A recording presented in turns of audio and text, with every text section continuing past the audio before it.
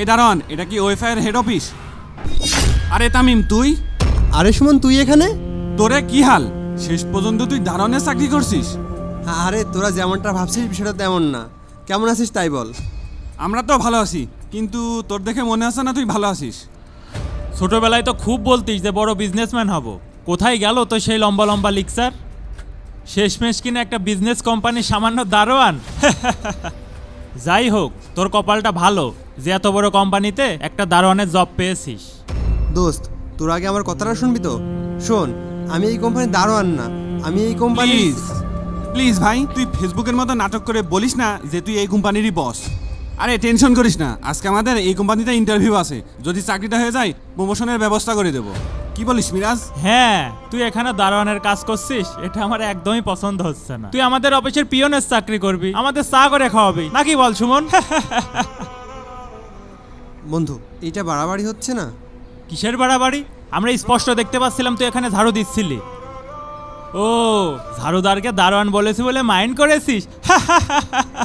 থাম তো, তোরা কি লাগালি এসব? আমরা কিছুই লাগাইনি, তুই ঝাড়ু লাগাচ্ছিলি ভালো করে লাগা।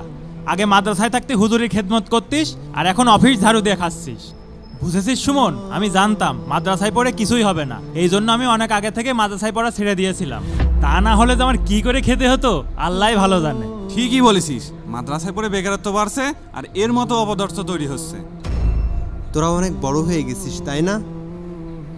তবে বন্ধু, মাদ্রাসা আর হুজুরদেরকে প্লিজ অপমান করিস না। আর আমরা সবসময় চোখে যেটা দেখি সেটা সত্য নাও হতে পারে। অনেক জিনিস অন্তর থেকে উপলব্ধি করতে হয়। আরে রাখ তোর নীতি কথা, এইসব ছোট কাজ করে করে তোর মন মানসিকতাও চেঞ্জ হয়ে গেছে। এই জন্যই তো তোর ছোট কাজ ভালো লাগে। আমাদের দেখ, স্যুটবুট পরে চাকরি করবো, মাসে 40,000 টাকা বেতন, বুঝেছিস? এই তুই কাকে কি বলছিস?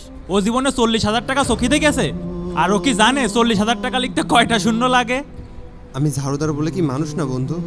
মিরাজ, মান সম্মান তো খেলো রে, এখন আমাদের বন্ধু বলছে। এই তুই কাকে বন্ধু বলছিস? তোর সাথে আমাদের যায়, তোর সাথে আমাদের বন্ধুত্বের সম্পর্ক তো সেই মাদ্রাসাতেই শেষ হয়ে গেছে। স্যার বল স্যার। এই ছোট লোকের সাথে কথা বলে সময় নষ্ট করছিস কে? তুই কি ভুলে গেছিস এই কোম্পানিতে আজকে আমাদের ইন্টারভিউ? চল ভিতরে চল। চল, ছোট লোক কোথাকার। হে আল্লাহ, তুমি এদেরকে হিদায়াত দাও। অনেকদিন পরে ভালো কোম্পানিতে একটা ইন্টারভিউ দিতে ঠিকই বলেছিস। এই স্যার আপনাদের দুজনকেই ডাকছেন একসাথে? জি, দুজনকেই ডাকছেন, আসেন। ঠিক আছে চল চল। আচ্ছা, একসাথে ডাকার কারণ কি? চল, ভিতরে গেলেই বুঝতে পারবো। স্যার আসবো? কি রে তুই এখানে? হ্যাঁ আমি ওই ফ্যাশন অ্যান্ড ইন্ডাস্ট্রির একমাত্র কর্ণধার। অবাক হওয়ার কিছু নাই, বরং ইন্টারভিউ দিতে আসার আগে তোদের খোঁজ খবর নেওয়া উচিত ছিল। বলছিলাম বন্ধু, আমরা না বুঝে তোকে অনেক কিছু বলে ফেলেছিলাম, তুই প্লিজ মাইন্ড করিস না। এই এক মিনিট, তোরা না বললি আমাদের ফ্রেন্ডশিপ মাদ্রাসা লাইফেই শেষ হয়ে গেছিল? তাহলে এখন বন্ধু কাকে বলছিস? স্যার বল স্যার। আরে আমি তো ওটা মজা করে বলছিলাম। আচ্ছা, তোরা যে অপদার্থ ছিলি এটা আমি আগেই জানতাম, কিন্তু এমন মিথ্যাবাদী আর চাটুকার হয়ে গেছিস এইটা আমি মাত্রই জানতে পারলাম। বাই দি ওয়ে, তোদের ইন্টারভিউ নেওয়ার কিংবা এখানে জব দেওয়ার কোনো ইচ্ছা আমার নাই, আসতে পারিস। স্যার, আমাদের চাকরিটা খুবই দরকার। আপনার কোম্পানিতে চাকরি হবে ভেবে আমরা আগের কোম্পানির চাকরি ছেড়ে দিয়েছিলাম। প্লিজ স্যার, চাকরিটা আমাদের দিন, আমরা আপনার সব কথা মেনে চলবো। কথায় আছে কয়লা ধুলে ময়লা যায় না। আসলে তোরা অপদার্থ ছিলি, অপদার্থ আসিস, আর সারা জীবন অপদার্থই থেকে যাবি। তোদেরকে এখানে জবটা দেওয়ার জন্যই ডেকেছিলাম, কিন্তু তোদের যা ব্যবহার দেখলাম তাতে মনে হয় না এটা আমার কোম্পানির জন্য ভালো কিছু বয়ে আনবে। আর আমি তখন ঝাড়ু দিচ্ছিলাম কেন জানিস? শোন তাহলে। কাকা। আসসালামু আলাইকুম স্যার। ওয়ালাইকুম আসসালাম। কাকা, আমার এই কোটটা ইমার্জেন্সি লন্ড্রি করে এনে দেন তো। জি স্যার, আমি এটুকু ঝাড় দিয়ে নিই, তারপর আপনার কোটটা লন্ড্রি করে নিয়ে আসি। আরে না, আপনি এখনই যান, আজকে তো আমাদের একটা ইম্পর্টেন্ট মিটিং আছে, আপনি কি ভুলে গেছেন?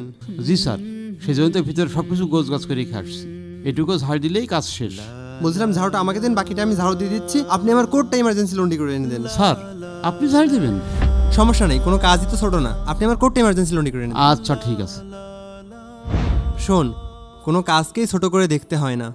প্রত্যেকটা সৎ পেশায় অনেক সম্মানের এবং মহৎ হয়। আমাদের জেনারেশনের সবথেকে বড় সমস্যা কি জানিস? আমরা প্রত্যেকটা পেশাকে সম্মান করতে জানি না। যদি আমরা ছোট বড় প্রত্যেকটা পেশাকে সম্মান করতাম, তাহলে আজ আমাদের সমাজটা এমন থাকতো না। ঘরে ঘরে উদ্যোক্তা তৈরি হতো, আমাদের সমাজ এবং দেশের চিত্রটাই পাল্টে যেত। অবশ্য তোরা এসব বুঝবি না। এনিওয়ে, তোরা এখন আসতে পারিস, আমার অনেক কাজ আছে। প্লিজ।